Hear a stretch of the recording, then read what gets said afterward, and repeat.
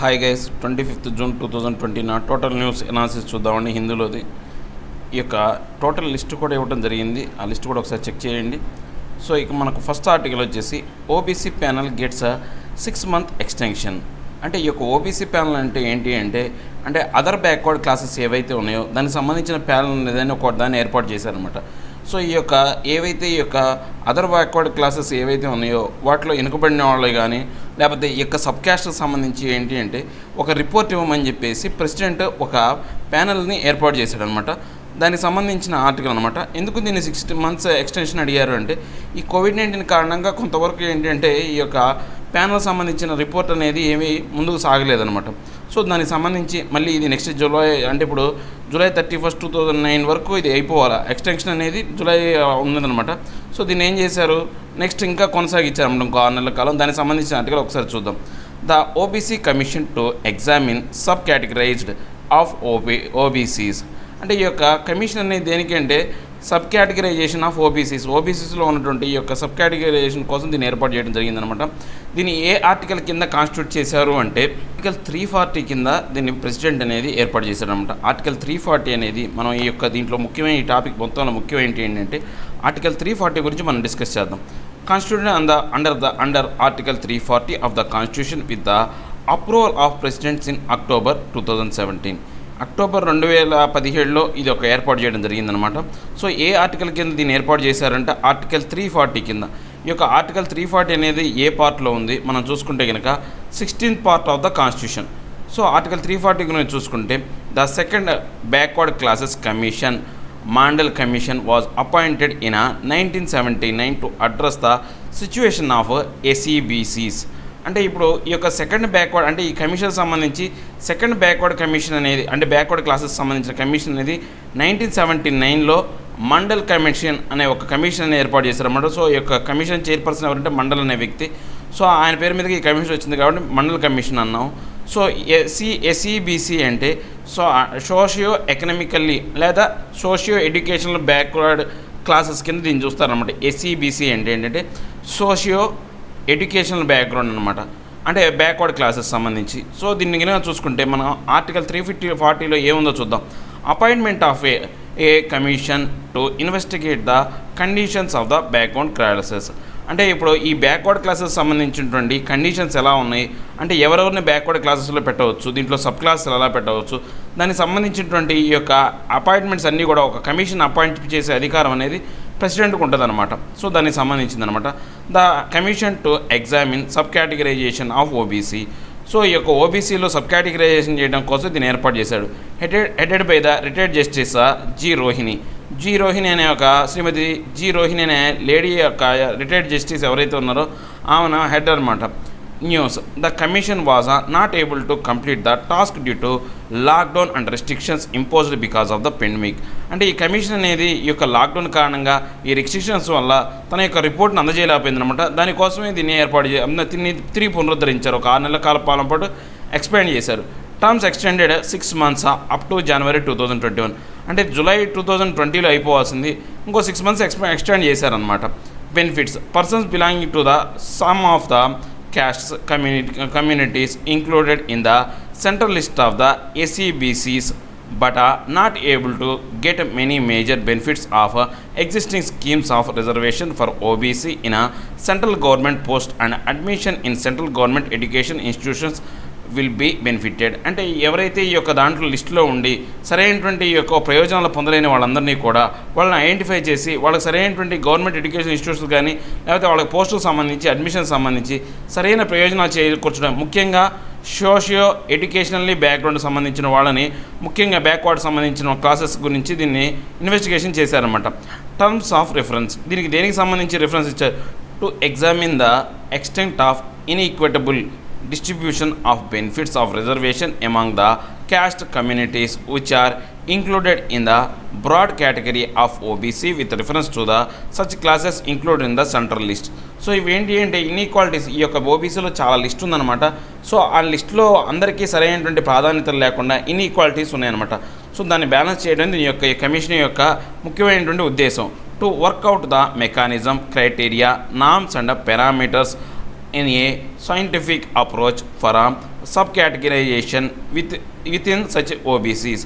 అంటే దీంట్లో ఇంకా ఏంటి ఈ యొక్క మెకానిజం, ఎలా వీళ్ళు ఎలాంటి విధానాలు అవలంబిస్తారు, క్రైటీరియా ఏంటి, నామ్స్ ఏంటి, తర్వాత పారామీటర్స్ అని, వీటన్నిటికీ ఒక సైంటిఫిక్ అప్రోచ్ తీసుకురావాలనేది ఈ కమిషన్ యొక్క ముఖ్య ఉద్దేశం అనమాట. Identifying the respective caste or communities or sub caste or synonyms in the central list of OBC and classifying them into their respective sub categories. అంటే ఇప్పుడు ఏంటి దీంట్లో ఆ క్యాస్ట్ సబ్ కేటగిరీస్ ఏంటి, సబ్ క్యాస్ట్ ఏంటి, తర్వాత ఆ సినోనిమ్స్ ఆ క్యాస్ట్కి సంబంధించినటువంటి సిమిలర్గా ఉండే అంశాలు ఏంటి, ఇవన్నీ కూడా లిస్ట్ అవుట్ చేయడం అనమాట. To study various entries in the central list of OBC and recommends the correction of any repetitions, ambiguities, inconsistencies and errors or spelling or transcription. అంటే ఇప్పుడు దీనికి సంబంధించి దీన్ని పూర్తిగా స్టడీ చేయాలి. ఆ లిస్ట్లో ఓబీసీలో ఉన్నటువంటి ఈ యొక్క రికమెండెడ్ ఏవైతే లిస్ట్ అయితే ఉందో దాంట్లో రిపిటేషన్స్ ఏమైనా ఉన్నాయా, తర్వాత ఈ యొక్క అంబిగ్యూటీ ఏంటంటే అర్థం పర్థం లేకుండా కొన్ని ఏమైనా క్యాస్ట్లు ఏమైనా ఇంక్లూడ్ చేయడం జరిగిందా, తర్వాత దాంట్లో సమతూకంగా లేకుండా ఎర్రర్స్ కానీ స్పెల్లింగ్ మిస్టేక్స్ కానీ తప్పులు ఏమైనా ఉన్నాయా, అవన్నీ చెక్ చేయడమే దీని యొక్క ముఖ్య ఉద్దేశం అనమాట. So part 16 of the constitution, మనకు పార్ట్ 16 ఆఫ్ ద కాన్స్టిట్యూషన్లో ఏముండేవో చూద్దాం. To realise the objective of equality and justice as laid down in the preamble. అంటే ఇప్పుడు ఈ యొక్క పార్ట్ 16 ఆఫ్ ద కాన్స్టిట్యూషన్ ఏం చెప్తుందంటే, అంటే అందరూ సమానమే, భారతదేశంలో ఉన్న పౌరులందరూ సమానమే అనే అంశాన్ని ప్రియాంబుల్ అనేది మనకు చెప్తుందనమాట. సో దాన్ని నిజం చేయడానికి సంబంధించిందే ఈ యొక్క పార్ట్ 16 ఆఫ్ ద కాన్స్టిట్యూషన్ అనమాట. Special provision for scheduled caste, scheduled tribe, backward classes, Anglo Indians. అంటే వీళ్ళు దేనికి సంబంధించి అంటే వీళ్ళు స్పెషల్ ప్రొవిజన్స్ అనమాట. షెడ్యూల్డ్ క్యాస్ట్కి, షెడ్యూల్డ్ ట్రైబ్కి, బ్యాక్వర్డ్ క్లాసెస్కి, ఆంగ్లో ఇండియన్స్కి. ఇప్పుడు మనకు పార్ట్ 16 ఆఫ్ ద కాన్స్టిట్యూషన్ మనం కింద చూసుకుంటే 330 నుంచి చూస్తే 342A వరకు ఇవన్నీ కూడా ఈ యొక్క షెడ్యూల్డ్ క్యాస్ట్ కావచ్చు, షెడ్యూల్డ్ ట్రైబ్ కావచ్చు, బ్యాక్వర్డ్ క్లాసెస్ కావచ్చు, ఆంగ్లో ఇండియన్ కావచ్చు. మనకి ఇప్పుడు ఈరోజు చెప్పే ఆర్టికల్ ఏంటి అంటే 340 ప్రకారం ఈ యొక్క వచ్చిన మనకు న్యూస్లో వచ్చిన ఆర్టికల్ ప్రకారం ఇక్కడ చూడండి, appointment of the commission to investigate the conditions of backward classes. అంటే ఈ యొక్క కమిషన్ని అపాయింట్ చేసే అధికారం అనేది ఆర్టికల్ 340 ప్రకారం ఉందన్నమాట. సో బ్యాక్వర్డ్ క్లాసెస్ సంబంధించి, తర్వాత 41 ఏమో షెడ్యూల్డ్ క్యాస్ట్కి సంబంధించి, తర్వాత 342 వచ్చేసి షెడ్యూల్డ్ ట్రైబ్కి సంబంధించిందనమాట.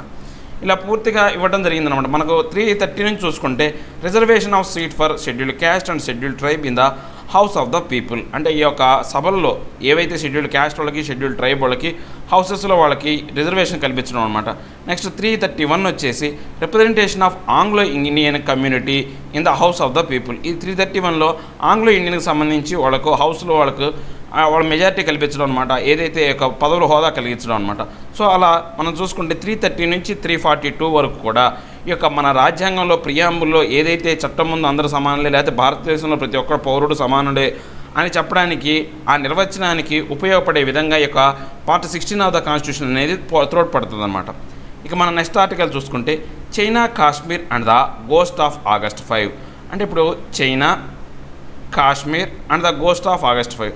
August 5 రోజున మనకు August 5th మనం ఏం జరిగింది, ఈ యొక్క ఆర్టికల్ 370ని అబాలిష్ చేసి కాశ్మీర్ని 2 యూనియన్ టెరిటరీగా, అంటే ఈ యొక్క కాశ్మీర్ అనే జమ్మూ అండ్ కాశ్మీర్ని ఒక యూనియన్ టెరిటరీ, లడాఖ్ని ఇంకో సపరేట్ యూనియన్ టెరిటరీగా, Jammu and Kashmir with assembly, Ladakh అనేది వితౌట్ అసెంబ్లీతో ఉన్నటువంటి యూనియన్ టెరిటరీగా విడగొట్టారన్నమాట. సో ఆ రోజు నుంచే మనకు చైనా కూడా సమస్యలు అనేవి ఏర్పడినాయన్నమాట. అదొక గోస్ట్ లాగా తయారైంది ఆ August 5th తీసుకున్న నిర్ణయం అనేది. దానికి సంబంధించిన ఆర్టికల్ అనమాట. ఒకసారి చూద్దాం. Jammu and Kashmir reorganization act 2019. అంటే రీఆర్గనైజేషన్ యాక్ట్ 2019 ప్రకారం చూసుకుంటే aggravated the existing Indo China tensions over Aksai Chin violence in Kashmir has not reduced.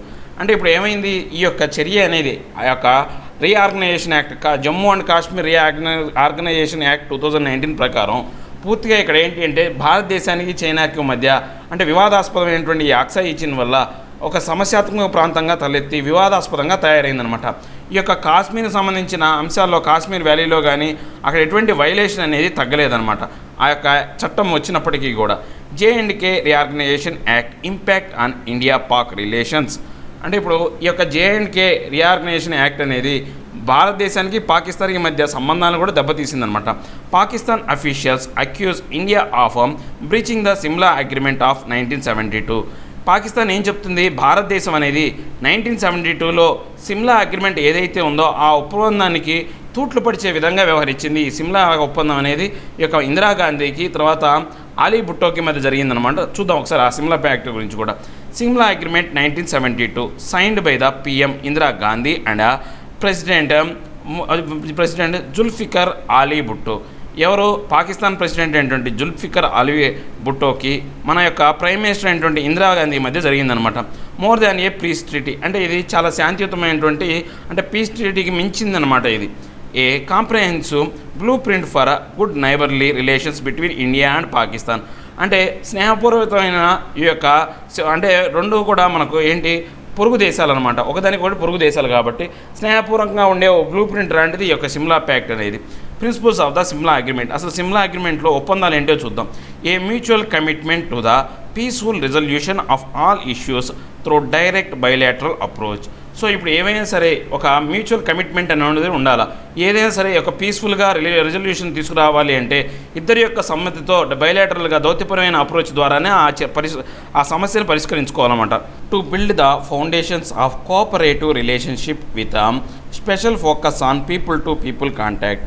అంటే ఇప్పుడు ఈ యొక్క ఫౌండేషన్ అనేది కోఆపరేటివ్గా ఉండాలి, ఒకళ్ళ మధ్య సరైనటువంటి సహాయపూర్వకంగా ఎలాగా పీపుల్కి కాంటాక్ట్గా ఉండే విధంగా వీళ్ళు సహాయం చేసుకున్నట్టు వ్యవహరించాలన్నమాట. To uphold the inviolability of the line of control in Jammu and Kashmir which is a most important CBM confidence building measures between India and Pakistan and a key to durable peace. అంటే ఇప్పుడు ఏంటి, ఈ యొక్క ఇండియాకి సంబంధించి జమ్మూ అండ్ కాశ్మీర్కి సంబంధించినటువంటి ఈ యొక్క ఏదైతే లైన్ ఆఫ్ కంట్రోల్ అనేది ఉందో అదే కాన్ఫిడెన్స్ బిల్డింగ్ మెజర్స్ అనమాట. సో రెండు దేశాల మధ్య నమ్మకాన్ని ఏర్పాటు చేసినటువంటి అంశం అదే. సో ఇద్దరికి రెండు అంశాల్లో శాంతినిచ్చే అంశం కూడా అదే కాబట్టి ఆ విషయంలో చాలా జాగ్రత్తమైనటువంటి చర్యలు తీసుకోవాలా. Pending the final statement of any of the problems between the two countries neither side shall unilaterally alter the situation. అంటే ఇప్పుడు ఏంటి అంటే ఏదైనా సరే ఆ యొక్క సమస్యాత్మకమైనటువంటి ప్రాంతమైనటువంటి జమ్మూ అండ్ కాశ్మీర్లో ఏదైనా సమస్య వస్తే యూనిలేటరల్గా ఏ దేశం కూడా స్పందించకూడదు. బైలేటరల్గా ఇద్దరు ఒకళ్ళొకళ్ళు ఒప్పుకొని ఇద్దరి యొక్క ఆమోదం తర్వాతనే ఆ యొక్క విధానం అనేది చేయాలి. సో ఇప్పుడు ఏంటి, జమ్మూ అండ్ కాశ్మీర్ యొక్క స్టేటస్ని మన భారతదేశం మార్చింది కాబట్టి భారతదేశం అనేది యూనిలేటరల్గా చర్య తీసుకుంది. సో ఈ సిమ్లా ప్యాక్ట్కి ఇది వ్యతిరేకంగా ఉందని చెప్పేసి చెప్తున్నారన్నమాట ఇప్పుడు పాకిస్తాన్ వాళ్ళు. JNK reorganisation act impact on India China relations. అంటే ఇప్పుడు ఈ యొక్క JNK రీఆర్గనైజేషన్ యాక్ట్ అనేది భారతదేశానికి చైనాకి ఉన్న సంబంధాన్ని ఎలా తెలపదీసిందో చూద్దాం. Why China felt uneasy. ఇప్పుడు ఎందుకు చైనా అనేది బాధపడుతుంది. ఇప్పుడు ఈ యొక్క Jammu and Kashmir reorganization act తీసుకురావడం వల్ల చైనాకు వచ్చే నష్టం ఏంటో చూద్దాం. India's strong official claim about Aksai Chin bringing Ladakh under India central rule. ఇప్పుడు ఏమైంది, ఈ యొక్క ఇండియా స్ట్రాంగ్ అఫీషియల్ క్లెయిమ్ ఏంటి అంటే ఆక్సాయి చిన్ కూడా మా దేశంలోని భూభాగమే, సో అది కూడా మా దేశానికి సంబంధించిన భూభాగమే అని చెప్పేసి మన భారతదేశం అనేది వాదిస్తుంది అనమాట. సో అది ఒకటి. తర్వాత లడాఖ్ని ఏం చేసిందంటే ఇప్పుడు కేంద్రపాలిత ప్రాంతంగా చేయటం వల్ల సెంట్రల్ గవర్నమెంట్ పరిధిలోకి వచ్చేది. ఇంతకుముందు అది కాశ్మీర్ యొక్క పాలనలో ఉండేది, ఇప్పుడు సెంట్రల్ గవర్నమెంట్ యొక్క పరిధిలోకి వచ్చేసిందనమాట.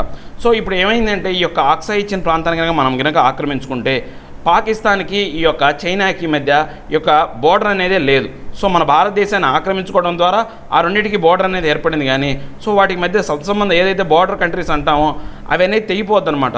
సో ఈ యొక్క Pakistan India corridor, belt corridor ఏదైతే ఉందో, చైనా పాకిస్తాన్ ఎకనామిక్ కారిడార్ ఏదైతే ఉందో అది పూర్తిగా ఇబ్బంది పడుతుంది అనమాట. సో అది పూర్తిగా దెబ్బతింటుంది అనమాట. సో అదే ఇప్పుడు చైనా యొక్క ప్రధానమైనటువంటి ఇబ్బంది. Why Ladakh is of great significant for both India and China. ఎందుకు లడాక్ అనేది చైనాకి ఇండియాకి రెండింటికి ఎందుకు ముఖ్యమైన అంశమో చూద్దాం. గ్రేట్ స్ట్రాటజిక్ ఇంపార్టెన్స్, ఇది చాలా స్ట్రాటజిక్ ఇంపార్టెంట్ అనమాట. Chinese hold on Ladakh, weakness India's hold on Siachen glacier compromises India security in the western frontier. అంటే ఇప్పుడు కనుక చైనా కనుక ఆ లడాక్ ప్రదేశంలో బాగా బలం పుంజుకొని భారతదేశాన్ని వీక్గా చేసిందనుకోండి, సో భారతదేశానికి అక్కడ సెక్యూరిటీ అనేది వెస్టర్న్ అంటే ఈ యొక్క పశ్చిమ దేశాల నుంచి ప్రమాదం ఏర్పడే అవకాశం ఉందన్నమాట. Saltoro ridge of the Siachen glacier prevents direct linking of Pak with China. ఇప్పుడు ఈ యొక్క సాల్టోరో రిడ్జ్ అనేది ఈ యొక్క సియాచిన్ గ్లేజర్లో ఉన్నది. ఈ రెండు ప్రాంతాలను పాకిస్తాన్ని చైనాని రెండింటినీ కలవలేకుండా చేసే ప్రాంతం అనమాట. ఆల్రెడీ మనం చెప్పుకున్నాం కదా. A watch tower of India to keep a deep watch on Gilgit and Baltistan region of. అంటే ఇప్పుడు ఇది ఏమవుతుంది, మనం కనుక ఆ ప్రదేశాన్ని ఆక్రమించుకున్నాం అనుకోండి, అప్పుడు మన భారతదేశం అనేది ఒక మంచి అంటే అన్ని ఆ యొక్క చుట్టుపక్కల ఉన్న ప్రాంతాలను చూడడానికి ఒక వాచ్ ఏరియా అవుతుంది అనమాట. మనకి ఇంకా బాల్టిస్తాన్ అనేది ఈ యొక్క కాశ్మీర్లో భాగం, ఈ యొక్క పాకిస్తాన్లో భాగం, బెలూచిస్తాన్ అలాంటి ప్రదేశాలకు కూడా మనకు కాంటాక్ట్ ఉండడానికి అవకాశం ఉన్న రీజియన్ అనమాట. For China the region is important for the CPEC and it's access to control Asia belt and road. So ఇప్పుడు చైనాకి ఈ యొక్క రీజియన్ అనేది చాలా ముఖ్యమైనదనమాట. చైనా పాకిస్తాన్ ఎకనామిక్ కారిడార్కి చాలా ఇంపార్టెంట్. తర్వాత ఏషియాని కంట్రోల్ చేసే ఈ యొక్క రోడ్ బెల్ట్ కూడా దీని గుండానే పోతుంది. అందుకు ఈ ప్రదేశం అనేది చైనాకి చాలా ముఖ్యమైనటువంటి ప్రదేశం అనమాట. Conclusion, J and K bifurcation annoyingly brought China and Pakistan much closer. ఇప్పుడు క్లోజర్ అంటే ఇప్పుడు ఏంటి, జేఎండ్కే అనేది ఈ యొక్క జమ్మూ అండ్ కాశ్మీర్ సంబంధించి బైఫర్కేషన్ అనేది మనం చెప్పాలి అంటే కనుక చూస్తే కనుక చైనాని పాకిస్తాన్ని రెండింటినీ దగ్గర తీసుకొచ్చిన అంశం అనమాట. ఇంతకాలం చైనా అనేది కొంచెం దూరంగా ఉండేది పాకిస్తాన్ విషయంలో. ఎప్పుడైతే మనం ఈ యొక్క రీఆర్గనైజేషన్ యాక్ట్ ఎప్పుడైతే తీసుకొచ్చామో చైనా పాకిస్తాన్ రెండు బాగా దగ్గరగా వచ్చినాయి అనమాట. భారతదేశం అనేది అంటే గత కొంతకాలంగా చైనాతో ఎక్కువగా వ్యాపార సంబంధాలు లావాదేవీలు కొనసాగించడానికి కారణం ఏంటంటే చైనాని పాకిస్తాన్ నుంచి దూరంగా ఉంచడం కోసం చేస్తున్న చర్య అనమాట. కానీ ఈ చర్య వల్ల ఏమైంది అంటే భారతదేశం ఏదైతే అనుకుంటుందో దానికి వ్యతిరేకంగా చైనా పాకిస్తాన్ అనేవి రెండు కలిసిపోయినాయి అనమాట. India strategy weakening China Pakistan relationship by engaging China economically multilaterally and regionally opposite happened. మనం ఆల్రెడీ చెప్పుకున్నాం కదా, ఇండియా స్ట్రాటజీ ఏంటంటే చైనాని పాకిస్తాన్కి మధ్య సత్సంబంధాన్ని ఏర్పడనీయకుండా, ఎంగేజ్ చేయనీయకుండా చైనాని ఎకనామికల్గా మల్టీలాటరల్గా తర్వాత రీజనల్గా రీజనల్గా చూడాలనుకుంది. కానీ దానికి ఏదైతే అనుకుందో ఆపోజిట్గా జరిగిందనమాట. India's decision should be made based on cloud clear headed strategy come assessment. అంటే ఇప్పుడు ఈ యొక్క ఇండియా డెసిషన్ ఏదైతే ఉందో ఇప్పుడు ఏమైంది మనం చూడడానికి ఏంటంటే ఒక స్ట్రాటజిక్ అసెస్మెంట్ అనమాట. అంటే మన భారతదేశం అనేది పూర్తిగా ఆ ప్రదేశాల్లో పట్టు సాధించి దానివల్ల ఏమవుతుంది, ఇన్నాళ్ళు ఏంటి మనం ఇప్పుడు చైనాని పాకిస్తాన్ని కలవనీయకుండా ఎంతకాలం మనం ఆపగలం, అదే ఆ ప్రదేశంలో కనుక పట్టు సాధిస్తే వాటిని కలపనీయకుండా చేయొచ్చు అనేది ఇప్పుడు మన భారతదేశం చూస్తున్నటువంటి ఒక విధానం. దాంతోపాటు ఇందాక మనం చెప్పుకున్నాము పాకిస్తాన్ అనేది మన భారతదేశాన్ని క్లెయిమ్ చేసింది. సిమ్లా ప్యాక్ట్ని వీళ్ళు తుట్టుపొడిచే విధంగా వీళ్ళు వ్యవహరించారని. పాకిస్తాన్ ఆల్రెడీ ఎన్నోసార్లు ఈ యొక్క కార్గిల్ యుద్ధంలో కావచ్చు, ఇలాంటి చాలా అంశాలలో ఈ యొక్క పుల్వామా దాడి ఇలాంటి అంశాల్లో ఎన్నోసార్లు ఈ సిమ్లా ఒప్పందాన్ని ఉల్లంఘించిందనమాట. ఇప్పుడు మన భారతదేశం ఏదో ఉల్లంఘిస్తుందంటే మనం బాధపడాల్సిన అవసరం లేదు. ఆ ప్యాక్ట్ అనేది ఎప్పుడో ఉల్లంఘింపబడింది పాకిస్తాన్ చేత ఎన్నోసార్లు, ఒకసారి కాదు. మన భారతదేశం ఇప్పుడు ఒకసారి చేసిందేమో కానీ పాకిస్తాన్ కొన్ని వేల సార్లు చేసింది కాబట్టి అది పెద్ద వ్యాలిడ్ పాయింట్ కాదు. కానీ ఇప్పుడు ఆ ఏరియాని మనం చైనా పాకిస్తాన్ని దూరం చేయాలి అనుకొని చైనాకు అనుకూలంగా ఉంటాము, చైనాకి ఎకనామికల్గా మనం ఈ యొక్క ఆర్థికంగా దానికి సపోర్ట్ చేయడం కన్నా ఆ యొక్క ప్రదేశంలో పట్టు సాధించి ఆ లడాక్ రీజియన్లో ఆ పూర్తిగా చైనాని పాకిస్తాన్కి సంబంధించిన ఆ రోడ్డు బెల్ట్ అనేది నిర్మాణం ఆపివేస్తే కనుక అవి రెండు ఆటోమేటిక్గా దూరం అయిపోతుందని ఇప్పుడు మన భారతదేశం యొక్క స్ట్రాటజీ అనమాట. అదే ఈ యొక్క ఆర్టికల్ యొక్క కన్క్లూజన్. ఇక నెక్స్ట్ వచ్చేసి PLA set Galwan clash was unfortunate. అంటే PLA ఏంటంటే పీపుల్స్ లిబరేషన్ ఆర్మీ అనేది చైనాకు సంబంధించిందనమాట. వాళ్ళు ఏం చెప్పారంటే ఈ యొక్క గాల్వన్లో జరిగిన ఈ యొక్క ఏదైతే గొడవ ఏదైతే ఉందో అది పూర్తిగా అన్ఫార్చునేట్ అంటే దురదృష్టవశాత్తు జరిగిన గొడవ అని చెప్పారు. Destroyed Chinese post back in Galwan. ఈ యొక్క పోస్ట్ బ్యాక్ చైనీకి సంబంధించినటువంటి పోస్ట్ బ్యాక్ అనే దాన్ని ఈ యొక్క గాల్వన్లో మనోళ్ళు అంటే దాన్ని యొక్క డిస్ట్రాయ్ చేశారు, నాశనం చేశారు మన భారతదేశం సంబంధించి. ఇవి రెండే దీంట్లో ముఖ్యమైన అంశాలు. ఇక మనం నెక్స్ట్ కనుక చూస్తే కనుక RBI will supervise corporation banks. RBI will supervise corporation banks. ఇప్పుడు మనం చూసుకుంటే ఇంతవరకు ఈ యొక్క కార్పొరేషన్ బ్యాంక్స్ అనేవి ఎప్పుడూ కూడా ఈ యొక్క రాష్ట్రాలకు సంబంధించినటువంటి ఈ యొక్క బ్యాంక్స్ అనేవి ఎప్పుడూ కూడా RBI సూపర్విజన్లో లేవు. ఇప్పుడు RBI అనేది వాటిని సూపర్వైజ్ చేస్తుంది అనమాట. ఎందుకని ఆల్రెడీ మనకు సంబంధించి మనం చూసుకుంటే కనుక మహారాష్ట్ర కోఆపరేషన్ బ్యాంక్ ఒకటి, తర్వాత పంజాబ్ సంబంధించినటువంటి ఈ యొక్క కోఆపరేటివ్ బ్యాంక్స్ అనేవి చాలా వరకు దెబ్బతిన్నాయి అనమాట. అలాంటి వాటిని దెబ్బతిన్నటువంటి వాటిని ఇలా ఇంకా రాబోయే కాలంలో ఇంకా మన భారతదేశంలో 1540 ఇలాంటి బ్యాంకులు ఉన్నాయి కాబట్టి ఇవి దెబ్బతినకుండా ఉండడం కోసం దీని యొక్క పర్యవేక్షణ అనేది ఎవరు తీసుకున్నారు అంటే ఈ యొక్క RBI తీసుకున్నారు అని చెప్పే ఆర్టికల్ అనమాట. సో దీనికి సంబంధించినటువంటి న్యూస్ చూద్దాం. Centre has decided to bring all urban and multi state cooperative banks under the supervision of RBI. ఇప్పుడు సెంటర్ ఏం డిసైడ్ చేసింది, అర్బన్కి సంబంధించినటువంటి తర్వాత ఈ యొక్క మల్టీ స్టేట్ కోఆపరేటివ్ బ్యాంక్స్ ఏవైతే ఉన్నాయో అవన్నీ కూడా ఆర్బీఐ సూపర్విజన్లోకి తీసుకురావాలి. 1540 కోఆపరేటివ్ బ్యాంక్స్ అనేవి ఉన్నాయన్నమాట. సో ఆ బ్యాంక్స్ అన్నీ కూడా ఇప్పుడు ఆర్బీఐ సూపర్విజన్లోకి వస్తాయి అన్నమాట. సో దీంట్లో దగ్గర 14.84 lakh crore అనేవి దాంట్లో సేవింగ్స్ ఉన్నాయన్నమాట. ఇవన్నీ బ్యాంకుల్లో చూసుకుంటే ఈ 1540 బ్యాంకులు అర్బన్ కోఆపరేటివ్ బ్యాంక్సా యూసీబీసా విత్ ఇన్ ఏ స్టేట్, అంటే ఒక రాష్ట్రంలో ఉంటే కనుక అర్బన్లో బ్యాంక్స్ కనుక ఉంటే దాని యొక్క చూద్దాం. Registered under the respective state cooperative to societies, అంటే ఈ యొక్క కోఆపరేటివ్ సొసైటీస్ ఏవైతే ఉన్నాయో వాటి కింద ఇవి రిజిస్టర్ అయి ఉంటాయి అన్నమాట. Regulated and supervised by the registrar of cooperative societies of state. So ఇవన్నీ కూడా వీటి రెగ్యులేషన్స్ తర్వాత సూపర్విజన్ అన్నీ కూడా ఆ రెస్పెక్టివ్ సొసైటీస్ కానీ స్టేట్స్ కానీ చూస్తూ ఉంటాయి అన్నమాట. Cooperative banks present over more than one state, అంటే ఇప్పుడు ఈ యొక్క కోఆపరేటివ్ బ్యాంక్స్ అనేవి ఒక రాష్ట్రం కన్నా ఎక్కువగా దాంట్లో ఉంటాయి అన్నమాట. స్టేట్స్ అనేది registered under the multi state cooperative society act 2002, అంటే ఒకే కోఆపరేటివ్ బ్యాంక్ అనేది ఇప్పుడు మహారాష్ట్ర సంబంధించి మన ఆంధ్రాలో కూడా ఉందనుకోండి. సో దీన్ని మల్టీ స్టేట్ కోఆపరేటివ్ సొసైటీ కింద దీన్ని రిజిస్టర్ చేస్తారన్నమాట యాక్ట్ 2002 ప్రకారం. Regulated and supervised by the central register of cooperative societies, అంటే ఇలా మల్టీలేటరల్ బ్యాంక్స్ ఏవైతే మల్టీ స్టేట్ బ్యాంక్స్ ఏవైతే ఉన్నాయో వాటిని ఎవరు సూపర్వైజ్ చేసి రెగ్యులేట్ చేస్తారా అంటే register of cooperative societies, central cooperative అంటే central register of cooperative societies అనేవాళ్ళు సూపర్వైజ్ చేస్తారన్నమాట. Both come under the purview of the RBI through banking regulation cooperative society rules 1966 duality of control, అంటే ఇప్పుడు ఈ రెండు కూడా ఎవరి కంట్రోల్లో ఉంటాయి అంటే ఈ యొక్క ఆర్బీఐ యొక్క కంట్రోల్లోనే ఉంటాయి అన్నమాట. ఇదేంటి ఈ యొక్క banking regulatories rules 1966 duality of control కింద ఆర్బీఐ కంట్రోల్లోనే ఉంటాయి అన్నమాట. So board for financial supervision BFS, అంటే ఈ యొక్క బిఎఫ్ఎస్ కింద చూసుకుంటే setup in 1994 to perform the supervisory function of the RBI. ఈ యొక్క బిఎఫ్ఎస్ ద్వారానే ఈ యొక్క ఆర్బీఐ అనేది అన్ని బ్యాంకుల్లో సూపర్వైజ్ చేస్తూ వస్తూ ఉంటుందన్నమాట. It is drawn from members of the central board of RBI chaired by governor of RBI and one of the deputy governor acts as the vice chairman. అంటే ఇప్పుడు ఎవరు కూడా ఈ యొక్క మెంబర్స్ అనేవాళ్ళు ఎక్కడి నుంచి అంటే సెంట్రల్ బోర్డ్ ఆఫ్ ఆర్బీఐ నుంచి డ్రా చేయబడతారు. ఆ యొక్క దీంట్లో ఉన్న సభ్యులందరూ కూడా సెంట్రల్ బోర్డ్ ఆఫ్ ఆర్బీఐకి చెందిన వాళ్ళే. తర్వాత దీనికి చైర్మన్ ఎవరు అంటే గవర్నర్ ఆఫ్ ఆర్బీఐ యొక్క గవర్నరు. తర్వాత నెక్స్ట్ వన్ డిప్యూటీ గవర్నర్ని వీళ్ళు ఏం చేస్తారంటే వైస్ చైర్మన్గా దీనికి నియమింపబడతారనమాట. Oversees the functioning of department of banking supervision DBS, department of non banking supervision DNBS, department of cooperative bank supervision DCBS. ఇవన్నీ కూడా ఈ యొక్క ఓవర్సీస్ అనమాట. ఓవర్సీస్ సంబంధించినటువంటి ఫంక్షనింగ్ చూసుకునేవన్నమాట. Give directions on regulatory and supervisory issues. ఇవన్నీ కూడా ఏంటి ఈ యొక్క బిఎఫ్ఎస్ అనేది కూడా ఈ యొక్క డైరెక్షన్స్ ఇస్తుంది అనమాట. రెగ్యులేషన్స్ ఎలా చేయాలి, సూపర్వైజన్ ఎలా చేయాలి ఇష్యూస్ సంబంధించి. Primary objective to undertake consolidated supervision of the financial sector which comprises scheduled commercial banks, అంటే ఈ యొక్క బిఎఫ్ఎస్ ఏదైతే ఈ యొక్క సూపర్వైజ్ చేస్తో వాటి అండర్లో ఉన్నటువంటి ఏవైతే ఉన్నాయో బ్యాంక్స్ చూద్దాం. Social commercial banks, cooperative banks, all India finance institutions, local area banks, small finance banks, payment banks, credit information companies, non banking finance companies and primary dealers. వీళ్ళందరూ కూడా దీని యొక్క పరిధిలోకే వస్తారన్నమాట, దీని యొక్క సూపర్విజన్లోకే వస్తారు. News centre has decided to bring all urban and multi state cooperative banks under the supervision of RBI. ఇప్పుడు centre ఏం చేసింది ఆల్రెడీ ఇందాక చెప్పుకున్నది. దీంట్లో మొత్తం ఎన్ని ఉన్నాయంటే 1540 బ్యాంక్స్ అనేవి ఉన్నాయన్నమాట.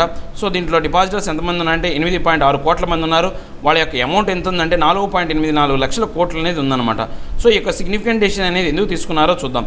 ఈ యొక్క డిపాజిట్స్ అనేవి 5 lakh will get insurance from deposit insurance and credit guarantee cooperation DICGC a subsidiary of the RBI. దీనికి సంబంధించి ఒక 5 lakh అనే దాన్ని ఒక 5 lakh రూపీస్ అనేవి కనుక ఇన్సూరెన్స్ రూపంలో ఈ యొక్క డిపాజిట్ దాంట్లో కోఆపరేటివ్ బ్యాంక్స్ కింద వీళ్ళు అసెస్ చేస్తారన్నమాట ఈ ఆర్బీఐ వాళ్ళు. Cooperative banks would be regulated under the RBI banking guidelines. ఇప్పుడు ఈ కోఆపరేటివ్ బ్యాంకింగ్స్ అన్నీ కూడా ఆర్బీఐ నిర్ధారించినటువంటి యొక్క గైడ్లైన్స్ ఏవైతే ఉంటాయో, ఆ సూచనలు ఏవైతే ఉంటాయో వాటి ప్రకారమే వాటిని రెగ్యులేషన్స్ తీసుకొస్తారనమాట. సో ఆడిటింగ్ కావచ్చు, లేకపోతే వాటిని సూపర్వైజ్ చేయడం కావచ్చు, ఇవన్నీ కూడా ఆర్బీఐ విధానం ఎలా ఉంటుందో అలానే వ్యవహరిస్తారు. ఇంతకుముందు స్టేట్ కోఆపరేటివ్ సొసైటీస్ కానీ లేకపోతే ఈ యొక్క సెంట్రల్ సంబంధించినటువంటి యొక్క కోఆపరేటివ్ సొసైటీ అనేది వాటిని అబ్జర్వ్ చేస్తూ, రెగ్యులేట్ చేస్తూ, లేకపోతే సూపర్వైజ్ చేస్తూ వచ్చిందనమాట. All these measures will make the administration of cooperative banks more transparent and efficient. ఈ యొక్క విధానాలన్నీ కూడా దీని యొక్క పరిపాలన విధానంలో ఈ యొక్క బ్యాంకుల యొక్క పరిపాలన విధానంలో ట్రాన్స్పరెంట్గా, పారదర్శకంగాను, తర్వాత ప్రతిభావంతంగా, ఎఫిషియెంట్గాను ఉంటాయి అన్నమాట. ఇక నెక్స్ట్ మనం చూసుకుంటే కనుక ఎడ్యుకేషన్ గ్యాప్ వైడెండ్ యునెస్కో. ఈ యొక్క ఎడ్యుకేషన్ గ్యాప్ వైడెండ్ అనేది యునెస్కో అనేది చెప్పిందనమాట. దానికి సంబంధించిన ఆర్టికల్ అనేది ఒకసారి చూద్దాం. సో ఈ యొక్క గ్లోబల్ ఎడ్యుకేషన్ మానిటరింగ్ రిపోర్ట్ 2020, ఈ రిపోర్ట్ అనేది ఎవరు రిలీజ్ చేస్తారు అంటే యునెస్కో అనేది రిలీజ్ చేస్తారనమాట. ఈ యొక్క ఎడ్యుకేషన్ మానిటరింగ్ అంటే గ్లోబల్ ఎడ్యుకేషన్ మానిటరింగ్ రిపోర్ట్ 2020కి సంబంధించి దీన్ని ఎవరు రిలీజ్ చేస్తారు ప్రతి సంవత్సరం అంటే యునెస్కో రిలీజ్ చేస్తారనమాట. And independent annual publication founded by A group of governments, multilateral agencies, private foundations and supported by UNESCO. So ఇప్పుడు ఇవన్నీ కూడా ఈ యొక్క independent annual publication founded by the group of governments, తర్వాత మల్టీలాటరల్ ఏజెన్సీస్, తర్వాత private foundations and supported by the UNESCO. దీన్ని అందరూ కూడా ఎవరు సపోర్ట్ చేస్తారంటే యునెస్కో చేస్తుంది అనమాట. Looks at a social, economic and cultural mechanism that discriminate against vulnerable children, youth and adult, keeping them out of education or marginalise in it. ఇప్పుడు ఏంటి ఈ యొక్క సోషల్స్కి సామాజికంగా, తర్వాత ఆర్థికంగా, తర్వాత ఈ యొక్క సాంప్రదాయపరంగా కల్చరల్గా చూసుకుంటే మెకానిజం అని, తర్వాత discriminate against the vulnerable children అంటే ఈ యొక్క డిస్క్రిమినేషన్ అనేది జరగకుండా, వనరబుల్ అంటే ప్రమాదకరమైన పరిస్థితిలో ఉన్నటువంటి ఈ యొక్క చిల్డ్రన్ కావచ్చు, యూత్ కావచ్చు, అడల్ట్ కావచ్చు, వాళ్ళకి సంబంధించినటువంటి ఈ యొక్క ఎడ్యుకేషన్ కావచ్చు, వాళ్ళన్నీ కూడా వేరు చేయకుండా చూడడం కోసం ఈ యొక్క రిపోర్ట్ అనేది ఇస్తారనమాట. Important findings. COVID-19 pandemic increase the inequalities in education system. అంటే ఇప్పుడు దీంట్లో ఈ యొక్క రిపోర్ట్ ప్రకారం మనం ఏమేమి కనుగొన్నామో చూద్దాం. కోవిడ్-19 పెండమిక్ అనేది దీంట్లో ఈ యొక్క అసమానతల్ని పెంచేసిందనమాట. About 40% of LMI countries have not supported learners at risk of exclusion during this crisis, poor linguistic minorities and learners with disabilities. అంటే ఇప్పుడు మనం కనుక చూసుకుంటే 40% ఆఫ్ ద ఈ యొక్క LMI అనేది, ఈ యొక్క LMI కంట్రీస్ అనేవి చూస్తే కనుక ఈ యొక్క దీనికి రిస్క్ అనేది ఎక్కువగా ఉందన్నమాట. వీళ్ళకు సరిగా పూర్గా, తర్వాత ఈ యొక్క లింగ్విస్టిక్ అంటే భాషాపరంగా కానీ, తర్వాత మైనారిటీస్ ఎవరైతే ఉన్నారో వాళ్ళకి లెర్నర్స్ విత్ డిజేబిలిటీస్ అంటే వాళ్ళు సరిగా నేర్చుకోలేకపోతున్నారు ఈ కోవిడ్-19 కారణంగా. Effects to maintain learning continuity during the pandemic may have actually worse and exclusive trends. అంటే ఇప్పుడు ఈ యొక్క పెండమిక్ సమయంలో వాళ్ళు నేర్చుకుందాం అనుకున్నా కానీ ఆ పరిస్థితులు అనేవి చాలా దిగజారిపోయినాయి అన్నమాట. Digital divide. Not all students and teachers have access to adequate internet connection, equipment, skills and working condition to take advantage of available platforms. అంటే ఇక ఇవన్నీ కూడా అందకపోవడానికి మెయిన్ కారణం ఏంటి అంటే ఎవరైతే టీచర్ కావచ్చు, స్టూడెంట్స్ కావచ్చు, వారికి సరిపోయేటువంటి డిజిటల్ అవైలబిలిటీ అనేది లేదు. కంప్యూటర్లు కావచ్చు, లేకపోతే ట్యాబ్స్ కావచ్చు, లేకపోతే ల్యాప్టాప్స్ కావచ్చు, లేకపోతే ఈ యొక్క ఇంటర్నెట్ కనెక్టివిటీ అనేది లేకపోవడం వల్ల వాళ్ళు నేర్చుకోలేకపోతున్నారు అనమాట. Poor students who depend on school for free meals, free sanitary napkins are affected due to the pandemic. అంటే ఎవరైతే ఈ యొక్క పేద విద్యార్థులు స్కూల్ మీద ఆధారపడి, స్కూల్ మీద ఆహారం, తర్వాత స్కూల్ మీద శానిటరీ నాప్కిన్స్ అనేవి లేడీస్కి అనేది ఇస్తారన్నమాట. అలా ఆధారపడే వాళ్ళు ఎవరైతే ఉన్నారో ఈ పెండమిక్ వల్ల చాలా వరకు ఇబ్బందులు పడుతున్నారు అన్నమాట. Many countries still do not collect, report or use data on those left behind. అంటే ఇప్పుడు చాలా దేశాలు వాళ్ళు దేంట్లో వెనకబడ్డారో అనే సంబంధించిన ఇన్ఫర్మేషన్ కూడా కలెక్ట్ చేసుకోలేని దారుణమైన పరిస్థితుల్లో ఉన్నాయన్నమాట. Only few countries provide some form of affirmative only few countries provide some form of affirmative actions for the marginalized sections. అంటే ఇప్పుడు కొన్ని దేశాలు మాత్రమే వాళ్ళకి సరిపోయేటువంటి ఈ యొక్క మార్జినలైజ్డ్ సెక్షన్స్ సరిపోయేటువంటి యొక్క సౌకర్యాలు అందిస్తున్నాయి అన్నమాట. కొన్ని దేశాలు మాత్రం అందిస్తున్నాయి అన్నమాట. రికమెండేషన్స్. ఈ రిపోర్ట్ అనేది ఇంకేం రికమెండ్ చేసిందో చూద్దాం. ఆల్ మీన్స్ ఆల్ అంటే ప్రతి ఒక్కరికి, ఆల్ అంటే అందరూ అనమాట. ఆల్ మీన్స్ ఆల్ అంటే అందరూ దాంట్లోకే వస్తారని చెప్పారు అనమాట. Gender, age, poverty, ethnicity, indigeneity, sexual orientation and belief should not be the bias to discriminate against any one in education. అంటే ఈ యొక్క లింగపరంగా కావచ్చు, తర్వాత వయస్సు కావచ్చు, లేకపోతే ఈ యొక్క పావర్టీ పేదరికం కావచ్చు, లేకపోతే ఇండిగ్నిటీ కానీ, ఇవన్నీ కూడా ఈ యొక్క మనం డిస్క్రిమినేషన్ చేయడానికి ఈ యొక్క విద్యా విధానంలో ఈ యొక్క మనం ఏంటంటే పక్షపాతం వ్యవహారం చూపకుండా ఉండవలసినటువంటి అంశాలు అనమాట. అంటే వాడికి ఎలాంటి క్వాలిటీస్ ఉన్నప్పటికీ కూడా వాడికి విద్యను అందించే విధంగా చూడాలి. Widen the understanding of inclusive education including all learners. అంటే ఇప్పుడు ఏంటి, వాళ్ళందరూ అర్థమయ్యే విధంగా, అంటే ఈ యొక్క ఎడ్యుకేషన్ అందరికీ సమానంగా అర్థమయ్యే విధంగా అన్ని చర్యలు తీసుకోవాలన్నమాట. Apart from A general finding to faster and inclusive learning environment for all targeted financing to help those left behind. ఇప్పుడు ఇంకా ఏం చేయాలి, ఎవరైతే ఆర్థికంగా చేయూత అందుకోలేని వాళ్ళు ఎవరైతే ఉన్నారో వాళ్ళకు ఆర్థికంగా చేయూతనిచ్చి వాళ్ళకు సరిపోయే వాళ్ళ విద్యను నేర్చుకునేటువంటి ఈ యొక్క ఏదైతే వాతావరణాన్ని ఏర్పాటు చేయాలన్నమాట. Expertise and resources must be share to ensure inclusion of all. అంటే ఈ యొక్క రిసోర్సెస్ అన్ని అందరికీ అందుబాటులో ఉండే విధంగా తీసుకురావాలా. Governments must engage in meaningful consultation with communities and parents while making policies. అంటే ఇప్పుడు గవర్నమెంట్లు కూడా ఏం చేయాలి అంటే ఒక సరైనటువంటి కన్సల్టేషన్ ఉంటే ఆ కమ్యూనిటీస్ ఏవైతే ఉన్నాయో ఆ కమ్యూనిటీస్తో సరైనటువంటి చర్చ జరిపి పేరెంట్స్కి కూడా ఈ యొక్క పాలసీస్ గురించి అర్థవంతమయ్యే విధంగా చెప్పాలి అనమాట. Inclusion in education is a subset of social inclusion. అంటే ఇప్పుడు ఈ యొక్క ఎడ్యుకేషన్ని అందించడం అనేది ఈ యొక్క సామాజికంగా ఇవ్వాల్సిన ఒక అంశం అనమాట.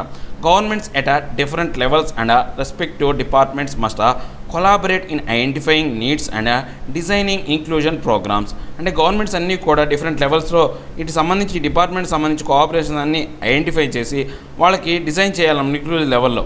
తర్వాత government must give enough space for NGOs. ఈ యొక్క నాన్ గవర్నమెంటల్ ఆర్గనైజేషన్స్కి గవర్నమెంట్ సరైనటువంటి ప్రాధాన్యత ఇవ్వాలన్నమాట.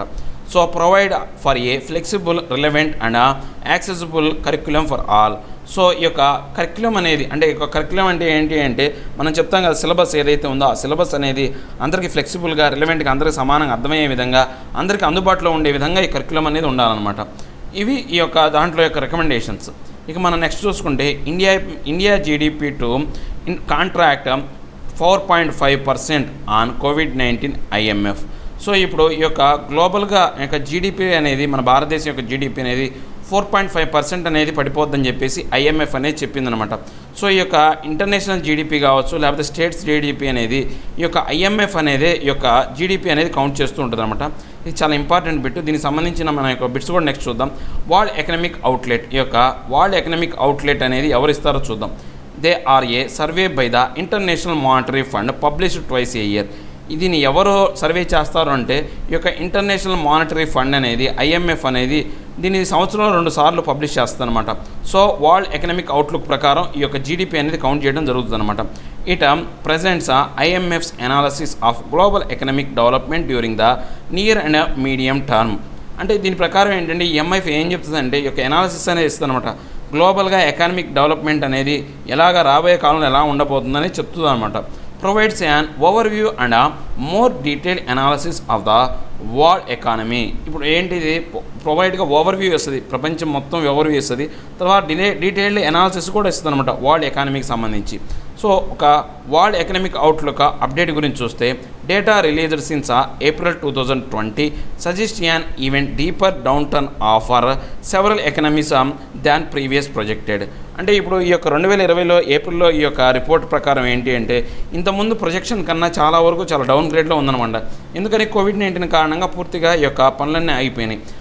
Global growth is projected at -4.9% in 2020. ఇప్పుడు -4.9% అనేది ఈ యొక్క 2020లో ఈ యొక్క గ్లోబల్ గ్రోత్ అనేది ఉందన్నమాట. Pandemic had more negative impact on the activity in the first half of 2020 than anticipated. అంటే వీళ్ళు అనుకున్న దానికన్నా యాంటిసిపేటెడ్ అంటే ఊహించిన దానికన్నా కానీ ఈ యొక్క గ్లోబల్గా ఈ యొక్క ఫస్ట్ హాఫ్లో ఈ యొక్క పెండమిక్ యొక్క ప్రభావం అనేది చాలా ఎక్కువగా పడిందనమాట. Recovery is projected to be more gradual than previous forecast. అంటే ఇప్పుడు ఈ రికవరీ అనేది చూస్తే కనుక చాలా తక్కువ స్థాయిలోనే ఉందన్నమాట. ఇంతకుముందు అనుకున్న దానికన్నా ఇప్పుడు దీని యొక్క రికవరీ అనేది చాలా తక్కువగా ఉంది. అంటే రికవరీ తొందరగా ఉంటుంది అనుకున్నారు కానీ అంత ఊహించినంత స్థాయిలో రికవరీ అవ్వట్లేదు అనమాట. 2021 global growth is projected at 5.4%. 2021కి మన యొక్క గ్లోబల్ గ్రోత్ అనేది 5.4% అనేది ఉందన్నమాట. అడ్వర్స్ ఇంపాక్ట్ ఆన్ లో ఇన్కమ్ హౌస్ హోల్డ్స్ అక్యూట్. అంటే ఇప్పుడు ఏమైంది, ఈ యొక్క ఈ యొక్క లో ఇన్కమ్ వచ్చే హౌస్ హోల్డ్స్లో ఈ యొక్క ఇంపాక్ట్ అనేది చాలా ఎక్కువగా పడిందనమాట. Endangers the significant progress made in reducing extreme poverty in the world since the 1990s. 1990 నుంచి ఈ యొక్క మనకు ఎప్పుడూ లేనంత పేదరికం అనేది ఈ యొక్క సంవత్సరం అనేది ఏర్పడిందనమాట. India economy is projected to contrast by 4.5%. మన భారతదేశం యొక్క ఎకానమీ అనేది 4.5% అనేది పడిపోయిందనమాట. Reason longer period of lockdown, slow recovery in April than anticipated. అంటే ఎందుకు మనకు రీజన్ ఏంటంటే మనం ఎక్కువ కాలం అనేది లాక్డౌన్కి వెళ్ళాం. ప్రపంచంలో ఇంతకాలం లాక్డౌన్కి వెళ్ళిన దేశం మన భారతదేశమే. దీని యొక్క రికవరీ అనేది కూడా చూసుకుంటే ఏప్రిల్ అనేది మనం యాంటిసిపేటెడ్ అంటే మనం ఊహించిన దానికన్నా చాలా తక్కువగా ఉందన్నమాట.